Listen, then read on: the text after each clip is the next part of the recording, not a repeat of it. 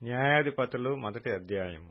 యెహోషువ మృతి నొందిన తరువాత ఇశ్రాయేలీయులు కనానీయులతో యుద్ధము చేయుటకు తమలోనెవరు ముందుగా వారి మీదికి పోవలసినది యెహోవా తెలియజేయునట్లు ప్రార్థన చేయగా, యెహోవా ఆ దేశమును యూదా వంశస్థులకిచ్చియున్నాను, వారు పోవలెనని సెలవిచ్చెను.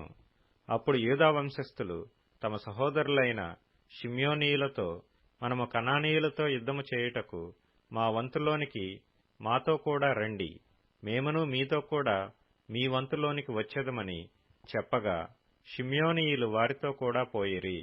కనానీయుల మీదికి యూదా వంశస్థులు పోయినప్పుడు యెహోవా కనానీయులను పెరిజ్జీయులను వారికప్పగించెను గనుక వారు బెజకులో 10,000 మంది మనుష్యులను హతము చేసిరి. వారు బెజకులో అదోనీ బెజకును చూచి వానితో యుద్ధము చేసి కనానీయులను పెరిజ్జీయులను హతము చేసిరి. అదోనీ బెజకు పారిపోగా వారు అతని తరిమి పట్టుకొని అతని కాళ్ళు చేతుల బొటనవ్రేళ్లను కోసివేసిరి. అప్పుడు అదోనీ బెజకు తమ కాళ్ళు చేతుల బొటనవ్రేళ్లు కోయబడిన 70 మంది రాజులు నా భోజనపు బల్ల క్రింద ముక్కలు ఏరుకొనుచుండిరి. నేను చేసినట్లే దేవుడు నాకు ప్రతిఫలమిచ్చెననెను. వారు యెరూషలేమునకు అతని తోడుకొని రాగా అతడు అక్కడ చనిపోయెను. యూదా వంశస్థులు యెరూషలేము మీదికి యుద్ధము చేసి దానిని పట్టుకొని కొల్లబెట్టి ఆ పట్టణమును కాల్చివేసిరి. తరువాత యూదా వంశస్థులు మన్యముల యందును దక్షిణ దేశమందును లోయ యందును నివసించిన కనానీయులతో యుద్ధము చేయుటకు పోయిరి. మరియు యూదా వంశస్థులు హెబ్రోనులో నివసించిన కనానీయుల మీదికి పోయి షేషయిని, అహీమానును, తల్మయిని హతము చేసిరి.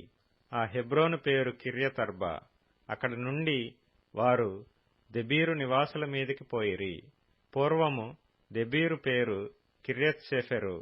కాలేబు కిర్యత్సెఫెరును పట్టుకొని కొల్లబెట్టువానికి నా కుమార్తె అయిన అక్సాను ఇచ్చి పెండ్లి చేసేదనని చెప్పగా, కాలేబు తమ్ముడైన కనజు కుమారుడగు ఓత్నీయేలు దాని పట్టుకొనెను.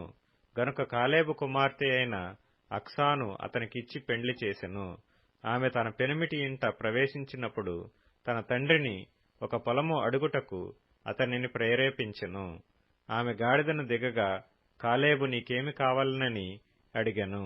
అందుకామె, దీవెన దయచేయుము, నాకు దక్షిణ భూమి ఇచ్చియున్నావు, నీటి మడుగులను కూడా నాకు దయచేయమనెను. అప్పుడు కాలేబు ఆమెకు మెరక మడుగులను పల్లపు మడుగులను ఇచ్చెను. మోషే మామయైన కేయును కుమారులు యూదా వంశస్థులతో కూడా ఖర్జూర చెట్ల